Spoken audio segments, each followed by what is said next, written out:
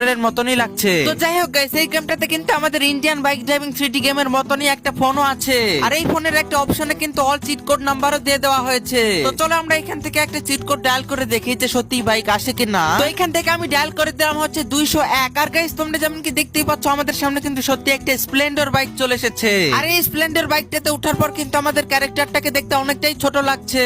আর guys দেখো এখানে কিন্তু আমি বাইকটা চালাতে গিয়ে ভুলবশত একটা মানুষের গায়ে লাগিয়ে দিয়েছি।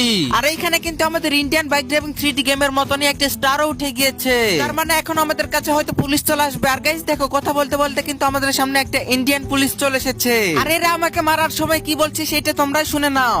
हो गई ना हवा टाइट, ये ले, ये भी ले।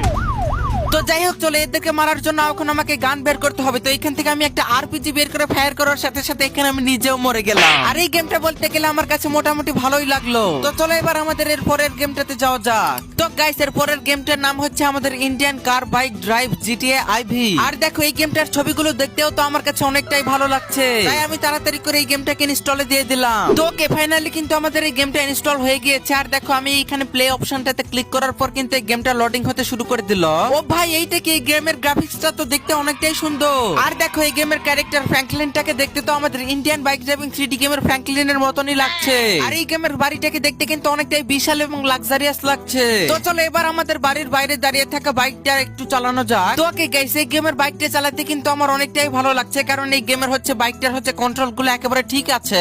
আর গাইস দেখো সামনের র্যামটা কিন্তু আমাদের ইন্ডিয়ান বাইক ড্রাইভিং 3D গেমেও ছিল, কিন্তু সেটা ছিল হচ্ছে ওল্ড ভার্সনে। কিন্তু এখন সময়ের সাথে সাথে কিন্তু সেই র্যামটা আমাদের ইন্ডিয়ান বাইক ড্রাইভিং 3D থেকে সরিয়ে দেওয়া হয়েছে। আর গাইস দেখো এই র্যাম্পটা তো তোমরা অবশ্যই চিনে থাকবে, এটা কিন্তু আমাদের ইন্ডিয়ান বাইক ড্রাইভিং 3D গেমে এখনো কিন্তু এই র্যাম্পটা আছে। আর গাইস আমি এই গেমটাতে কিন্তু যেই সব র্যাম্প গুলা দেখতে পাচ্ছি সেগুলা কিন্তু Indian bike driving 3D game থেকে কপি করেই বানানো হয়েছে।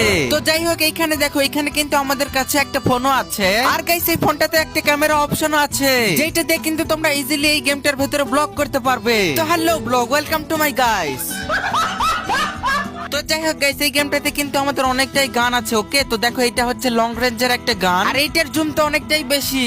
আর গাইস দেখো এই গেমটাতে কিন্তু একটা শটগানও আছে, আর এই শটগানটা কিন্তু আমাদের ইন্ডিয়ান বাইক ড্রাইভিং 3D গেমেই না, এখানে শটগান AK-47 সবগুলা গানে কিন্তু এই গেমটাতে আছে। তো চলো এখানে আমাদের ফোনটাতে, আরে গাইস এইটা কি, এখানে আমার কাছে এটা কিসের ইমেইল আসছে। তো যাই হোক গাইস দেখো আমার সামনে কিন্তু একটা পুলিশ চলে এসেছে, আর এই পুলিশটা কিসের জন্য এসেছে আমি নিজেও জানি না, হয়তো আমি ভুল করে কোনো এনপিসি কে মেরে দিয়েছিলাম। আর গাইস দেখো মানে এই পুলিশটাকে দেখেই তো আমার শুধু হাসি পাচ্ছে। তো যাই হোক এখান থেকে কিন্তু আমি একটা ইউএমপি গান বের করে এই পুলিশটাকে একেবারে শেষ করে দিলাম। তো ওকে গাইস চলো আমরা এবার এই গেমটাতে কিছু চিট কোড ট্রাই করে দেখি। তো যদিও আমি এই গেমটা